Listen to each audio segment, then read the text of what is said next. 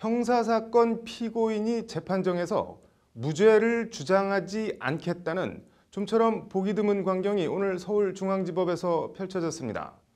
고 장준하 선생의 삼남, 재미 장호준 목사의 국외 선거법 위반 혐의 재판인데요. 법률방송은 장호준 목사의 사연을 지난해 11월과 지난달 단독 보도해드린 바 있는데요. 오늘 재판 어떤 내용과 취지이고 장호준 목사의 입장은 어떻게 되는지 장한지 기자가 미국에 있는 장 목사의 얘기를 들어봤습니다. 장호준 목사는 지난 2016년 4.13 총선을 앞두고 불의한 정권을 투표로 심판하자는 내용의 의견 광고를 한인신문에 10차례 게재한 해외 불법 선거운동 혐의를 받습니다.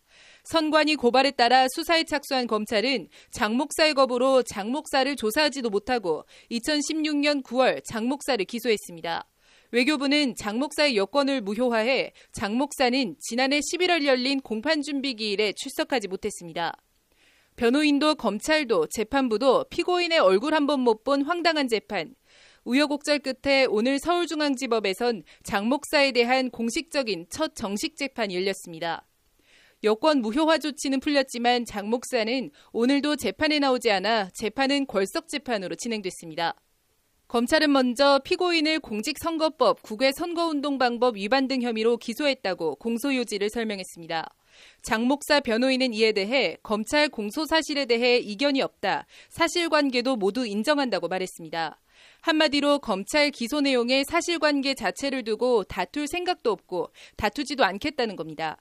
장 목사 변호인은 다만 이는 장 목사가 자신의 행동을 후회한다거나 반성하는 것이 아니라고 선을 그었습니다. 의견 광고 게재는 장 목사의 정치적, 종교적 신념, 그리고 양심에 따른 행동이었을 뿐이다. 그렇기 때문에 장 목사는 무죄를 다투기 위한 어떤 주장도 하지 않겠다고 강조했습니다. 신념과 양심에 따른 행동을 처벌하겠다면 기꺼이 처벌을 감수하겠다는 취지입니다. 법률방송은 SNS를 통해 장호준 목사의 입장을 직접 들어봤습니다. 장호준 목사는 먼저 재판 불출석에 대해 재판 불출석은 솔직히 생계가 걸려있기 때문이기도 하다고 설명했습니다. 스쿨버스 운전으로 시급을 받아 생활을 유지한다. 1시간 일을 못하면 그만큼 수입이 준다. 재판을 위해 입국을 하면 당장 생계 유지가 안 된다는 게 장 목사의 설명입니다. 장 목사는 자신의 재판 자체에 대한 입장도 밝혔습니다.